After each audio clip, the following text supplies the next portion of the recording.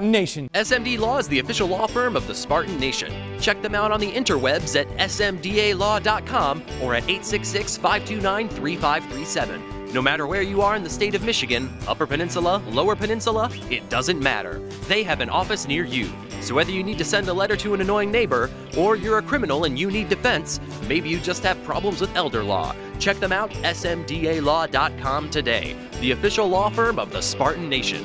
Call them first. Then you act. And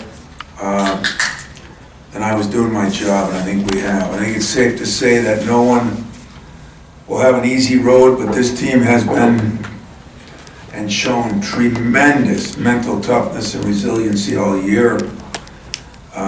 Seating and bracket concerns are comparably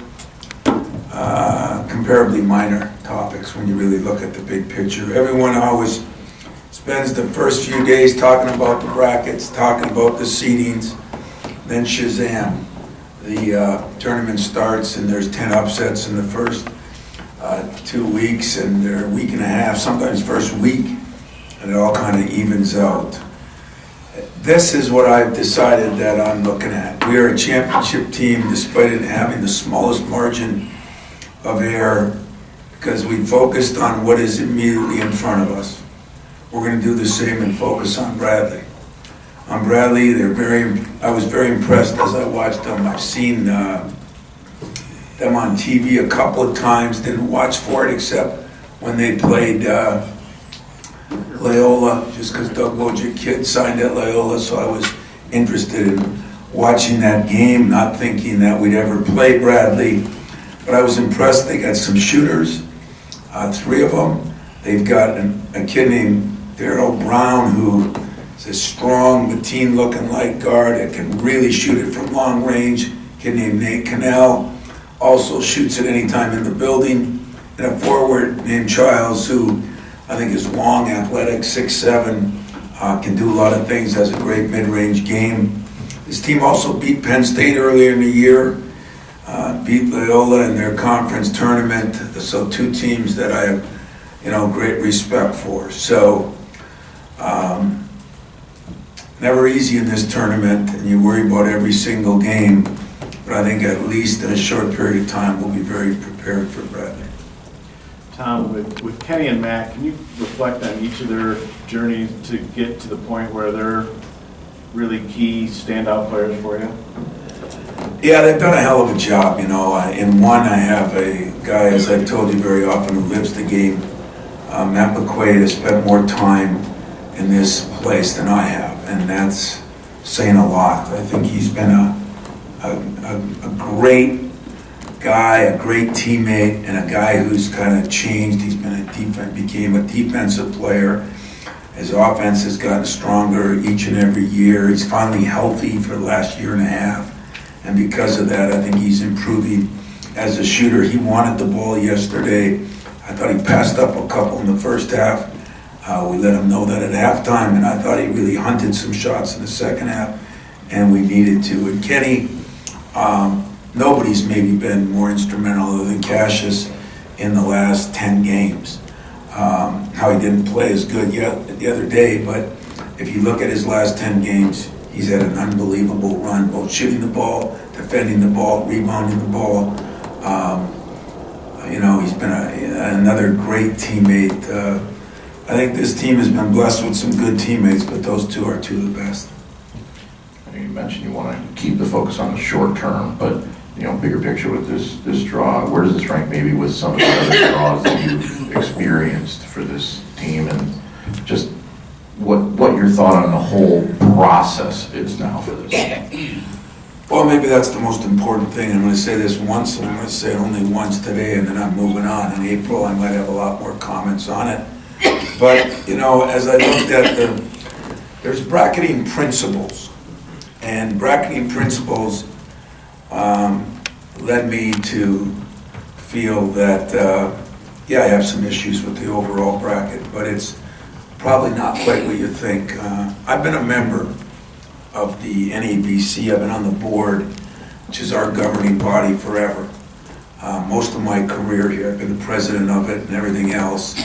And our motto is we're guardians of the game. So this really isn't about Michigan State only, it's about the game. I'm going to say it once, like I said, as coaches, the selection process continues to be a moving target, which I don't understand. You know, there was years ago that when I think Syracuse didn't get in, they talked about strength of schedule and this and that. And now every year there seems to be something different and more important. This one's, everybody's talking about the net. Does anybody in this room have any idea what the hell the net is? Nope.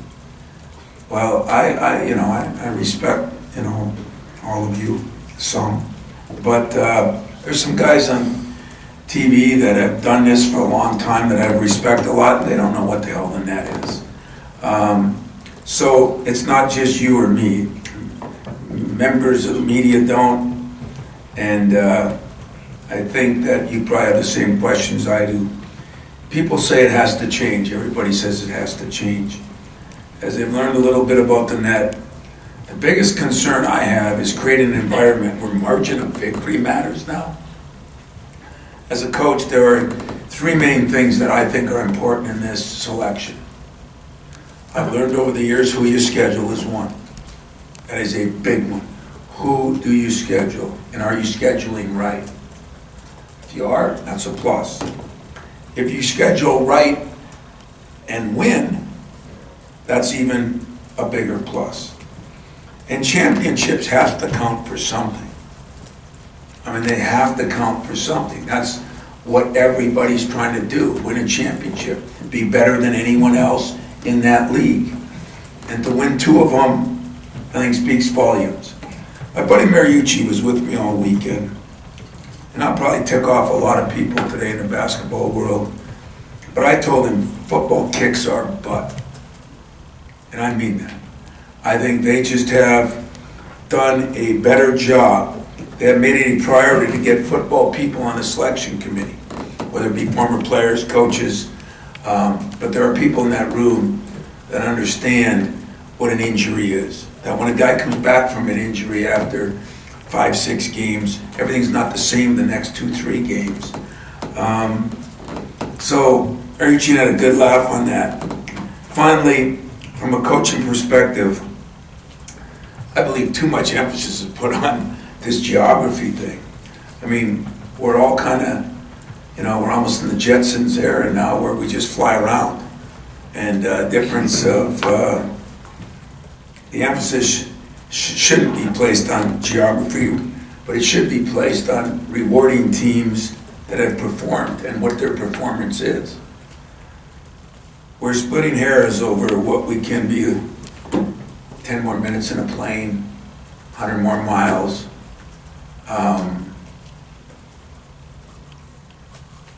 So thank God, there seems to be a lot more people than me upset about it. But when I read things and see things from that committee, all I want, and I won't say another word about it, give me the 3 or 4 things that are most important. But we can take that net thing, and when one of those principles are if you win by more than 10 points, or you can't lose by more than 10. Do you remember a few years ago when football, people were beating people 60-0, 70-0, because one had to outdo the other? They got rid of that. That's why they're miles ahead of us. We're creating an environment that isn't good for the walk-ons, isn't good for the 10th, 11th, 12th player on the team, isn't good for sportsmanship. Now, there was something that happened a week or 2 ago where I was playing somebody and my staff said, why don't you leave Cash in there or Kenny in there because of one more rebound, he gets a double-double, one more assist. And the team we were playing, coach was in a little bit of trouble. So I'm not doing that. If that's what I got to do to get a higher seed or a better seed, shame on the profession I'm in. So I'm done with talking about that. I'm appreciative that I'm in the Ncaa tournament. It's been 22 straight years, and not one of those 22 years have I taken anything for granted. And I think it's apropos that maybe this team has been through adversity all year, and so another curve's been thrown. And unfortunately, it's not the S curve. And I will play whoever they tell me to play. I will play them any place, anytime, just like I've done my entire career. But it is hard to figure out, because of this changing of the guard in this selection committee, what they want from us. So if someone would give me the 3-4 things they want, I'll adhere to those and never say another word. So we're going to get back to Bradley. Be glad to get back to Bradley. Back to Bradley. Right. Going back to last summer, finish the job, I think it was kind of the mantra for this team. How much has the last 3 NCAA tournament first weekend exits been kind of a motivating factor for you and for the team? You know, they've been, but, you know, I get a kick out of, you know, out of the way people perceive things, you know, like they haven't done this in this length of time and they've done this in this length of time. And every team's different. And, you know, speaking of that, you know, you go back to 15, we're in the Final Four, and 16, I think we were number 2 seed then, and, you know, everybody questioned whether Middle Tennessee was a 15 seed. And I can't worry about those things. This team is not looking at that year's team and saying, oh boy, they lost to a 15 seed, maybe it's going to happen again. I mean, you guys got to be smarter than that too. You know, when I see that stuff on TV, I heard one coach say, well, that was 15 years ago, you know. I mean, who cares, you know? The motivation 2 years ago, hey, we were lucky to get in the tournament with the number of injuries we had. That should be starred. That should have been an accomplishment that year, instead of you were out in the first weekend. And then last year, you know, enough said. So motivation is for this team to accomplish what I think this team can accomplish. And I'll be honest with you, at the beginning of the year, I did not think this team would be where we're standing. I thought we could be a very good team. I didn't think we could end up an elite team that won 3 championships. We had a chance to win 3 championships this year. And this is not looked at enough that it should be. The championship in Vegas, the championship in the Big Ten, and the championship in the Big Ten tournament. I'm not sure I've had many teams that have won all 3, if any. And I'm not sure that there's many teams out there that have won both the regular season and the conference championship and are still in the top couple seeds. So we've accomplished a lot. Now I know, because I set this standard, you're going to be judged on what you do in March. March has been pretty good so far. You know, it's not just one thing in March. It's all the things in March. Because that tells you you're playing some of your best basketball at the end of the year. And that's what everybody hopes to do, get better, take your beatings early. That's been our motto here, and see if you can get better each and every day. You know, I said, looking back on that game, you know, I gave Michigan a lot of credit because they deserved a lot of credit. But, you know, maybe a little too much when I say that we didn't play very good. First 10 minutes of that game, we played pretty good. The next maybe 16, 18 minutes, I thought they outplayed us by a lot. You know, the injury had something to do with it. The foul trouble with Xavier had something to do with it. But they deserve the credit. But for us to bounce back and come back against a very high-quality team, I mean, I think we're ranked in the top 10 all 3 times we played them. I just think speaks volumes about our guys. My coaching staff had to make a lot of adjustments, but as I always say, players play the game. And those players, what Cassius did, you know, what X came back and did, what McQuaid did,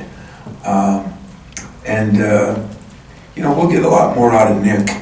That was tough to come back. He played very well in the first 2 games and, you know, got in some foul trouble, which is normal. And then this last game, it was a tough matchup, especially when Michigan went real small, putting Livers at the 5. It created some dilemmas defensively that we had to adjust to. But what this team has accomplished has been phenomenal. Now they go on to the next task and try to accomplish something in the NCAA tournament. You've had a chance for 3 championships. We're 3 for 3. And so why not go for the 4th? I did two things real quick. Wondered if you had any update on Kyle, just if there was any. Yeah. I really don't, except that it's a very, very bad sprain. And, you know, like he's come back from the dead a couple times. But I am guessing that he's done. I mean, you know, something could happen where that thing, I don't know, there's some miracle cream or something, you know. I guess I better get on the QVC network or whatever that network is and see if I can find something. But for the most part, I think he's probably done for the season. And then the way Matt kind of seemed like he took off after that point. I'm thinking back to some guys in their senior years that have kind of just gotten to this other level this time. You remember Travis Trice a few years ago. It was almost like they knew this is it. It's here now. Do you sense that kind of coming, Matt, or is? Well, you know, it was funny. Two guys were really affected by that injury. Matt has been his roommate for 4 years, and I'll never forget when I told Arnie maybe he should be done. We sat him out of that one game, and he said, all I want to do is help Matt and Kenny win a championship. The other guy, whether you saw it or not, but Nick Ward is his roommate on the road, and it was just a different side of Nick that I've ever seen, and appreciated the way he handled it, but was upset about it because he was visibly upset with what had happened. And like I said, those two are from the same area, and they might be the odd couple, but that odd couple has got an incredible bond and relationship. And so, you know, if McQuaid now can step it up, I mean, the battle cry after that was, let's go win this for Arnie. You know, I guess you always need battle cries. I got 100 of them, so that one seemed to have a little more importance. And I could tell at halftime when he came back in and said it wasn't broke, and at least smiled, because I think he felt like his whole career was over. That was uplifting. And when he came back out on the court after he, you know, got his ankle taken care of the best they could, that was real uplifting for us. So maybe Matt can take that and bottle it. You are right, though. Travis Trice had kind of one of those, got better at the end of the year, and made an incredible run in the tournament. Something similar to that, you know, you talk about the back half of a career and that, but you guys in the second half of games have been outstanding offensively for the most part, and been able to summon up the runs that you needed. What makes this team able to make those adjustments down the stretch and the resolve that they have? Is there any defining traits or any reason?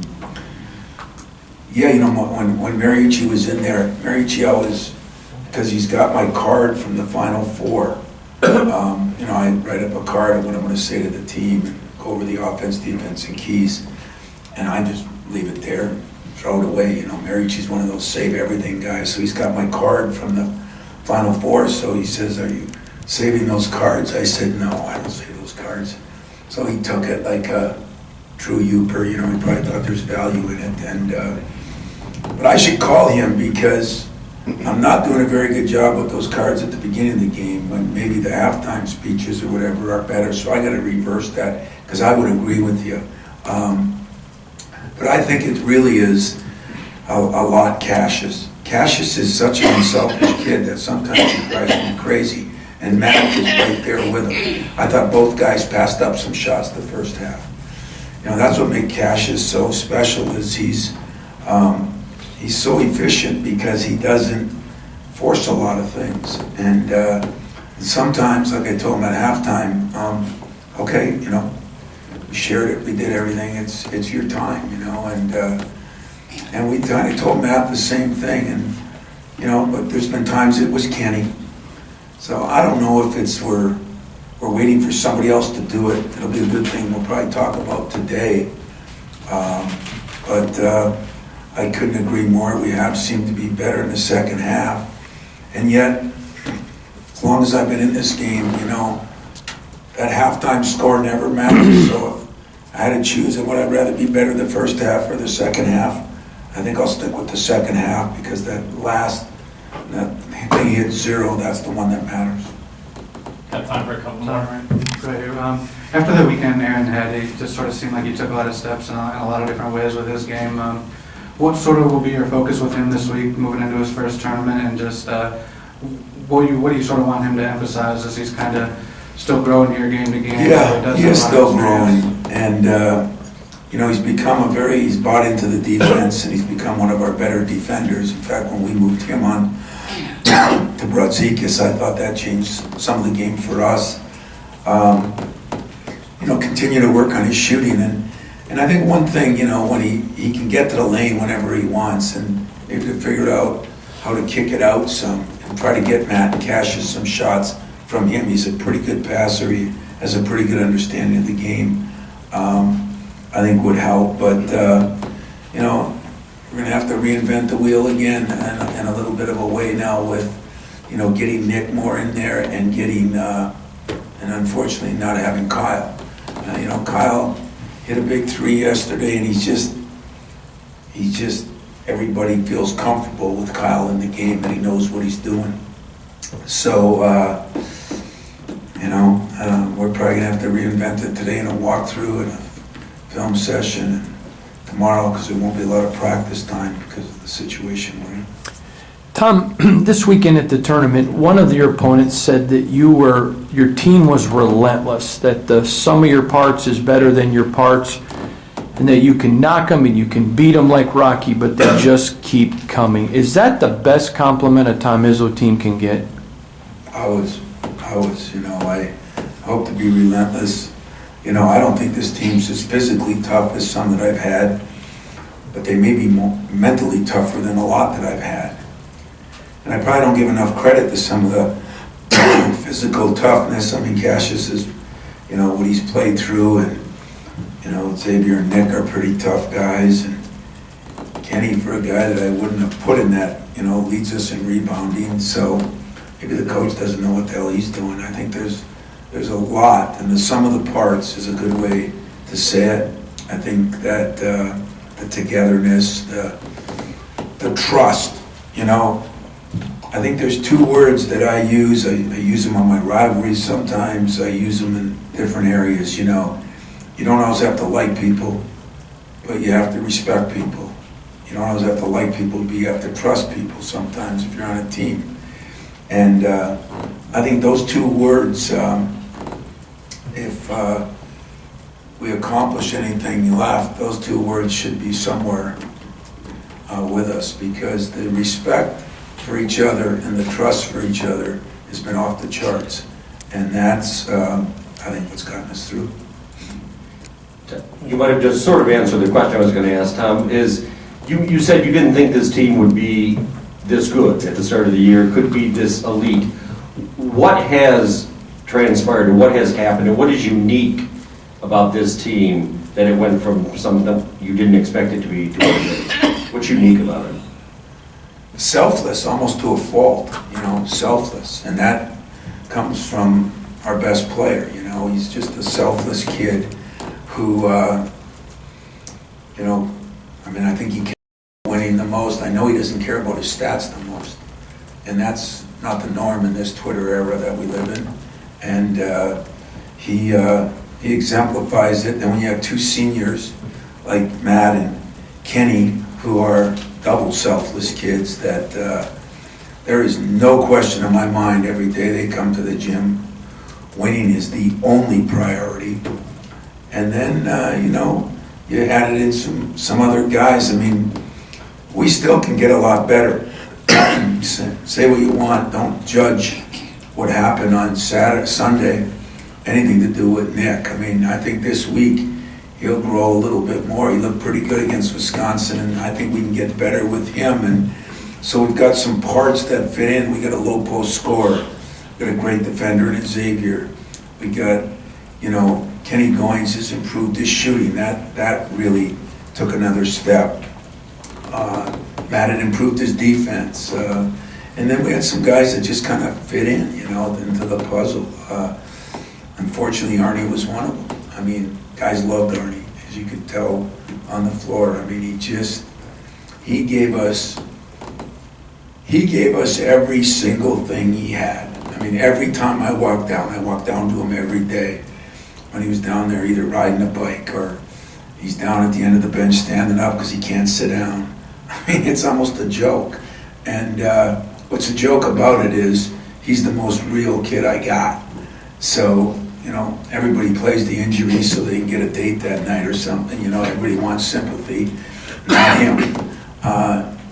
You know, he's getting married. He don't need a date, and he doesn't care. I mean, he just cares about winning. And I think because that has started to come all year long, and then which is an important part of this bracketing and everything. You know, winning championships matter. When we won that championship in Vegas, it gives the guys a different feel. You know, it's just a little Thanksgiving tournament, but I always put a big emphasis on those because when you win a championship, you had to do something on a continuous basis until you're done with that tournament. And there's not a lot of margin for error in that, and that's, I think, how we started to grow in that. And I think, like I said, this team has confused me a little bit too, you know. I didn't think we'd be as good defensively. I didn't think we'd be as good a rebounding team. And pretty soon, we're in the top 10 most of the year in offensive efficiency. We're in the top 10 most of the year in defensive efficiency. We're still, you know, one of the better rebounding teams in our conference and even the nation. And just to let you know, we're not perfect. We're still one of the worst turnover teams. And yet the games that we haven't turned it over, which again was Sunday, we've had some incredible victories over some real good teams. One final one here. Tom, I was wondering, after what you've seen this weekend, how is Nick doing from a conditioning standpoint? And how can his role sort of be defined for his first weekend? I still think Nick Ward's going to be a very important part, and I think I should explain that, not for anybody's sake, but the truth, not mine, not yours, not Nick's. You know, Kithier struggled a little bit, like freshmen do, so why wasn't Nick in there? Well, Michigan did a good job. They went to Livers at the 5, and then Michigan, we had some special coverages that we've been working on for weeks, and it was unfortunate the weeks Nick was out. And so when Xavier got in foul trouble, we just felt like between the two things that happened, we had to go a little bit of a different way. And Nick's conditioning isn't where it needs to be yet, and that's pretty normal. We're getting 3.5 weeks off, but I think there's going to be a big emphasis today. Now, last week we were still worried, is he even going to be able to play? You know, as we know, our engineering department did a heck of a job putting this little deal together for him, and we didn't know until he played in games and when he got hit what that would do. So it's hard to make him a focal point, and then all of a sudden he's out again. Well, now I think we throw caution to the wind, and I think we can really work hard on getting Nick involved. Unfortunately, we don't have a lot of practice time to do that, but I believe getting a rotation with those 3 in there. You know, Xavier, as good as he's been playing, man, he was screening the other day and rolling, and hell, Judd would have got to the rim before Xavier did on a couple of them. You know, he was tired. You know, we played Kenny 40 minutes. I mean, you can say you can do that, but there's going to be some things you pay for when you do that. So I think getting Nick back in the regular rotation will help. And then, you know, what do we do at the 3? You know, Gabe's going to get some looks, and we could put Kenny there some. He's capable of playing there. So it'll be another, you know, let's see what we can do. But as I said, with all the adversity and all the things, since it's happened since Matt got hurt in the first 2 weeks of the season, I think it wouldn't be right if we didn't have this at the end of the season. So we're going to use that as a, you know, something to hang our hats on and say, you know, some people go through adversity for a month or 2, parts of a season, and we've kind of gone through it the whole season. So let's finish the season in this adversity and go out and win the weekend. And that's the only thing we're focused on, is winning this weekend. And we're gonna focus on it Thursday, hopefully Saturday, and we'll come home with another set of goals. So I appreciate it. Thanks.